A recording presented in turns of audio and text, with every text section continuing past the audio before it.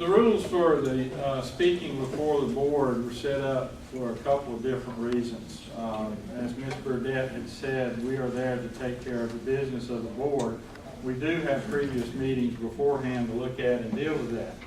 There's also the concern of possible, our employment, we're the second largest now, thanks to Kia, employer. A lot of people come to the board with issues concerning personnel matters and personnel issues, which if they come and speak out in open public about their concerns and other things, they do open us up to some libelous actions of things being said that may be true or may be untrue. So one of the reasons for the application to be able to speak is so that we know what you're coming to speak about. Secondly, we try to have people tell us what they want to come and speak about, because a lot of times people will come and speak about something and they've never given anyone else the opportunity to solve or answer that question for them. I've had numerous callers at night who call my house, they have a concern, and I listen to their concern and I say to them, have you spoken to your principal about this? Or have you spoken to your teacher about this problem?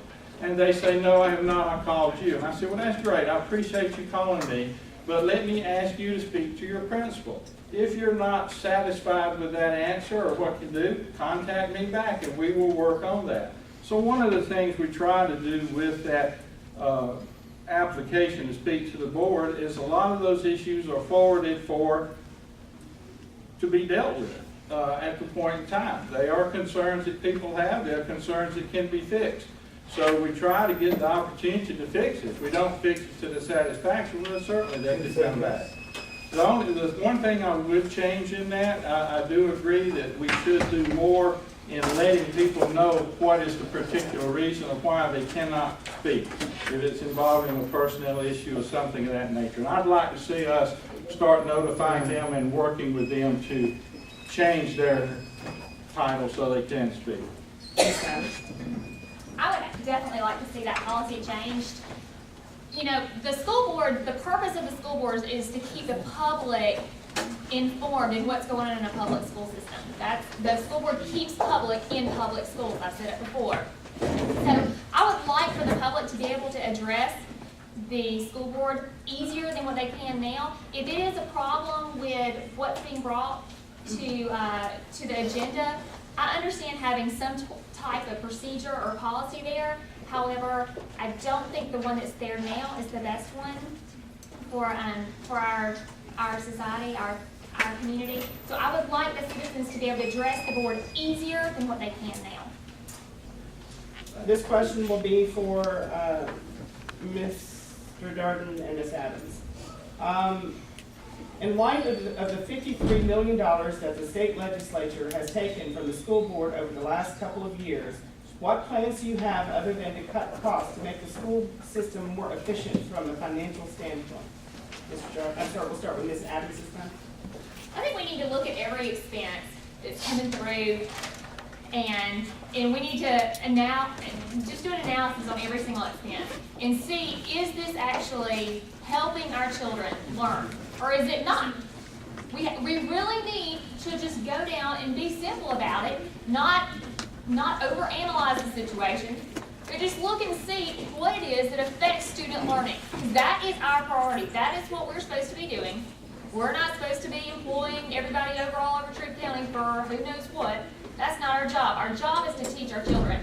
And we have got to look at what the function is of the expense and see if it's affecting student achievement.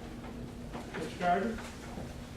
Well, I appreciate that lead in because that's exactly what we do. I was kind of seeing if any of my members had brought last year's budget. It's what it's going to be next year's budget. What you see, what happens and what we do in our budget process is we do look at every issue with our cabinet, looks at them and makes the decisions exactly as Ms. Adams said. Is this one that's going to directly affect the kids' learning or not? And I can show you, no I can't because I don't have it with me, but I'll put it up on my Facebook. I can show you where the cuts were made in those issues throughout this next year to look for the cuts to get us within budget issues. Also, a part of that is to continue to look for those other kinds of savings, the reducing in bus routes, energy management, saving costs where we can, those issues. Unfortunately, we still got down to where I think our teachers are getting 2 days leave without pay this year. That's another way you cut and save a little bit of money. No one likes that, but that's the way that it had worked out this year in doing it. But I will post an example on my Facebook of how we do it and show you the numbers with the parentheses are money that's no longer being spent on that topic to cut back and fit within the budgets that we have. It's okay. We'll do 1 minute rebuttal. I just want to point out that if you've gone to these school board meetings, there's not discussion of these expenses. Very rarely do you see any questions asked. Very rarely do you see anyone say, is there another way we could go about that? Is there another way we could achieve that same goal without spending that money? I have never seen, I shouldn't say I've never, I have seen some conversation, but I have not seen specific suggestions and options that would lead to a different opportunity, a different idea of a way of doing something. And every board meeting I've gone to, I've only been going for about a year, but every board meeting I've gone to,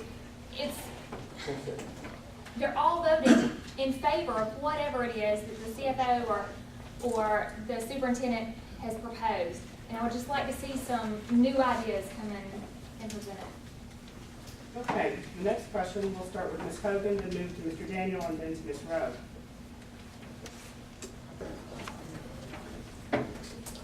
According to the 2010 U.S. Census, households with people older than 62 years make up about 8.5% of Troup County's population.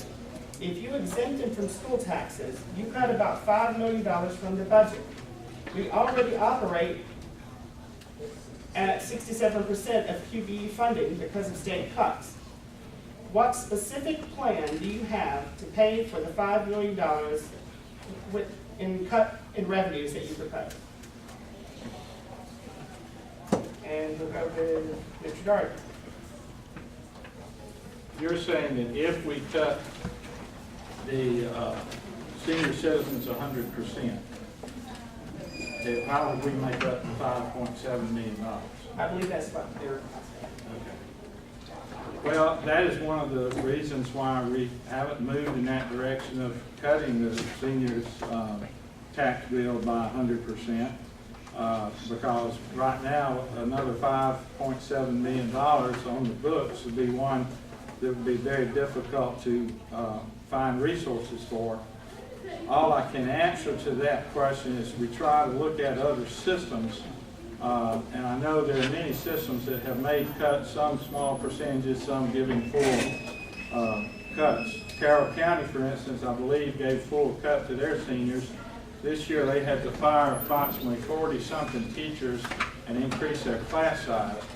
Baldwin County gave a small percentage cut. I apologize, I do not know the percentage, but the chief financial officer told me for that one that they did give them a small cut, but they also turned around and raised the millage rate on every other citizen up to the age of 62 to make up for that difference in that cut.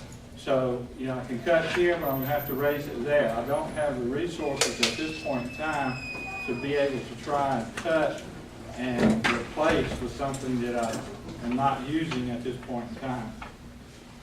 Okay, Ms. Adams? I do not have a plan. I have not said I have a plan. I have heard Mr. Darden say that he had a plan for that, so I don't know where that question really came to and why it was addressed to us.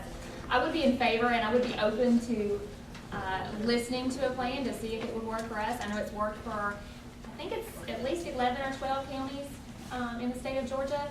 So obviously it's working for some people. I have pulled their millage rates, and all their millage rates are lower than ours, their graduation rates. A lot of them are better than ours. So, I mean, I would definitely be open to seeing how they're doing it and seeing what we could do in Troup County as far as tax breaks go. But I don't have a plan. I just want to go back to one issue. Mr. Daniels talked about the wrestling facilities at LaGrange High School. Mr. Daniels was absolutely right. He was right after he turned in his statement, and we sent someone over there to look at those facilities. And has it been corrected, Mr. Daniel? He's not going to answer this one. They've been corrected. We took a look at them. The coaches had been told not to use that room for wrestling.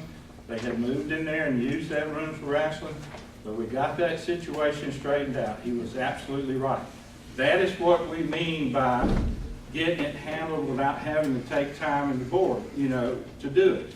Handed it to someone, is this a problem over in the wrestling room? They went and checked that out. It was a problem, and we did get it fixed. So, you know, that's part of the issues in dealing with the way we have it set up. Mr. Daniel would like to provide. Yeah, I'd like to say, I dare say that had I not brought it to the attention, that it would be the same way that it was before. And I was concerned about the safety of the children. You got to put those first. I don't care about all the other policies. The safety of the kids are first, and I'm sure there'll be questions come up about metal detectors and checking, but I'm concerned about the kids. I didn't want to get impetigo going through the window and whatever, but I had the right to speak. Give me my 5 minutes. I have a right to speak, especially when we tax people. You have a right to speak. And I'm like Mr. Barton. It's freedom of speech in America. And I pay my taxes, I should speak. That's it. Nobody else is Can I get another comment on that? I'm sorry, nobody else's name was mentioned. It would be for Mr. Darden and Ms. Adams in that order. Do you feel there have been more older teachers fired in the past years to cut expenses? More older teachers fired in the Yes. past year because of this? Yes. I mean, simple answer, you can't fire someone because of their age. That's when you have to go back and buy that $167 an hour lawyer, because you're certainly going to be brought up to discrimination. You know, the guidelines for firing a teacher are pretty in-depth. Sometimes it's a little difficult to get rid of some that you want to get rid of, but there's been no effort to target older teachers for firing to save money. Ms. Adams? I don't know the answer to that question. It would take some, that sounds like something like one particular person would be mad about or something. But, I would, as far as that goes though, I would look into how much we're paying for people to come back and work 49% for us. I think that's a concern of a lot of citizens. So I would like to look into that as far as that topic comes, but I don't know the answer to the question.